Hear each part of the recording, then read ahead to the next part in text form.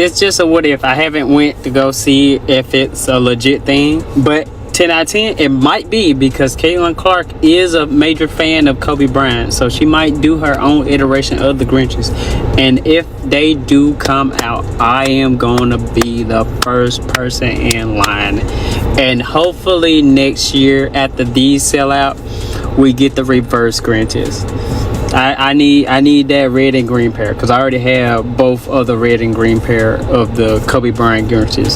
So I need. Welcome back to the channel. Today we're diving into one of the biggest stories surrounding the WNBA, and Sophie Cunningham wasn't even selected for the WNBA All-Star 3-point contest in Chicago. Despite ranking among the league's most accurate 3-point shooters, she didn't receive the league spotlight or the promotional push many expected. Yet on the very day her new Adidas shoe launched, it sold out in about an hour. At the same time, A'ja Wilson's Nike signature shoe, released with far more fanfare, was still widely available months after its debut. Two star players, two major shoe releases, and two very different outcomes. So what explains the difference? Is it marketing, fan demand, timing, or something else entirely? Share your thoughts in the comments below. Just 60 minutes, that's all it took for Sophie Cunningham's latest Adidas release to disappear from shelves. What made it even more surprising was that she wasn't participating in WNBA All-Star Weekend in Chicago. There was no All-Star appearance, no major press conference, and no league-driven promotional event tied to the launch. The shoe quietly dropped on a Friday in July, and before many fans had even finished their lunch break, it was completely sold out. Let's take a closer look at the shoe that created so much buzz. This wasn't just another sneaker with Sophie Cunningham's name attached to it. Adidas released a special player-exclusive colorway designed specifically for her, something the company typically reserves for athletes it believes have strong fan appeal and marketing potential. The sneaker featured a vibrant pink-to-white gradient with light blue and orange accents, carrying a retail price of $120. For many basketball fans, the release stood out because Adidas has rarely given WNBA players this level of individual treatment in recent years. That made Cunningham's launch feel especially noteworthy. What made the release even more surprising was the timing. Cunningham wasn't part of the WNBA All-Star festivities in Chicago. She wasn't selected for the 3-point contest, despite ranking among the league's top 3-point shooters during the season. She had no All-Star jersey, no official appearances, and none of the extra media attention that usually comes with the event.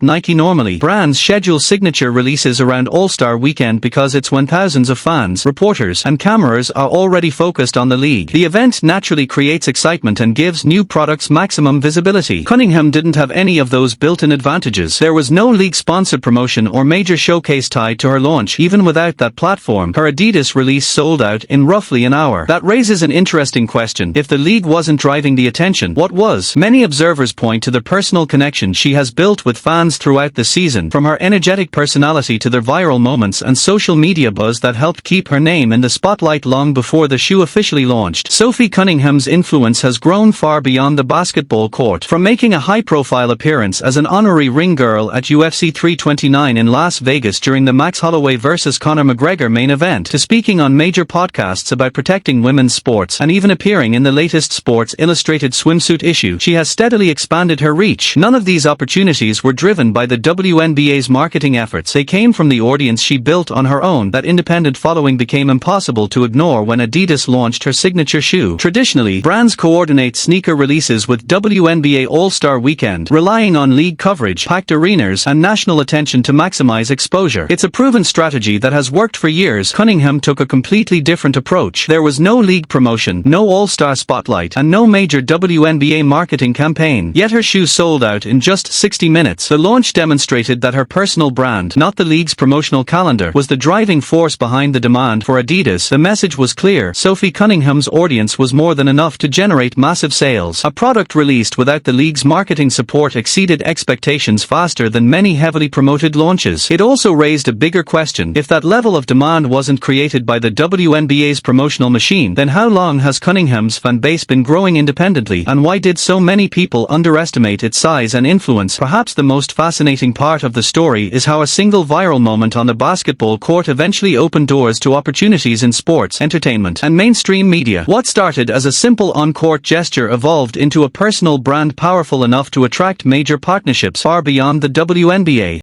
Look at the baby go practicing in the new colorway.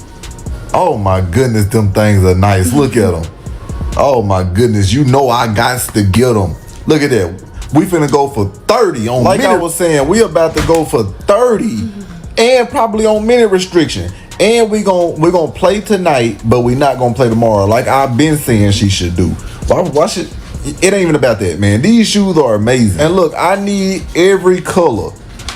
Every colorway, I need it, and I got to have it. So I'm Sophie Cunningham's rise to national fame wasn't the result of a carefully planned marketing campaign. It happened almost overnight. One moment she was known as a tough WNBA player, and the next she was appearing on major podcasts, trending across social media, and earning the nickname, America's Girl. The moment that changed everything came during a heated game when Cunningham stood up for Caitlin Clark during a confrontation with Dawana Borner. Borner repeatedly told Cunningham to stop pointing at her, but Sophie refused to back down, continuing the gesture until both players were assessed technical fouls. What looked like just another emotional moment on the court quickly became the defining image of her season. Fans immediately embraced the celebration. Within days, the pointing gesture spread far beyond the WNBA. It appeared in highlight videos from other sports, was shared by major entertainment accounts, and even found its way onto high-profile social media pages completely unrelated to basketball. People who had never watched a WNBA game were recreating the gesture, turning it into one of the year's biggest sports memes. Many critics dismissed it as another viral trend that would disappear after a few days. After all, most internet moments fade almost as quickly as they arrive. But this one kept growing. Instead of fading away, Cunningham's popularity exploded. Soon she was invited to UFC 329 in Las Vegas as an honorary ring girl for the Max Holloway vs. Conor McGregor event. The opportunity wasn't even planned. While attending her first UFC event, she casually mentioned to Dana White that she'd love to walk out as a ring girl someday. Just minutes later, that casual conversation became a reality, proving that Sophie Cunningham's influence had grown well beyond the basketball court, and she actually did it. What started as a casual conversation quickly became reality. Since then, Dana White has spoken positively about Sophie Cunningham, saying they've built a genuine relationship, making it clear this wasn't just a one-time publicity stunt. It was the beginning of a connection that extended far beyond basketball. Later that night, after Max Holloway's victory, Cunningham stepped into the octagon and recreated her now famous pointing gesture alongside him in front of a global UFC audience. It was a remarkable crossover moment. Millions of fight fans who had likely never watched a WNBA game were suddenly introduced to Sophie Cunningham. UFC commentator John Onek even referred to her on the broadcast as Caitlin Clark's on-court enforcer, a nickname that instantly connected basketball to one of the world's biggest combat sports stages. That single appearance gave Cunningham exposure that most athletes can only dream of, and it came without a single dollar spent on league marketing. Instead of relying on promotional campaigns, her popularity grew organically through memorable moments and authentic personality. The momentum didn't stop there. Cunningham continued making national podcast appearances, including co-hosting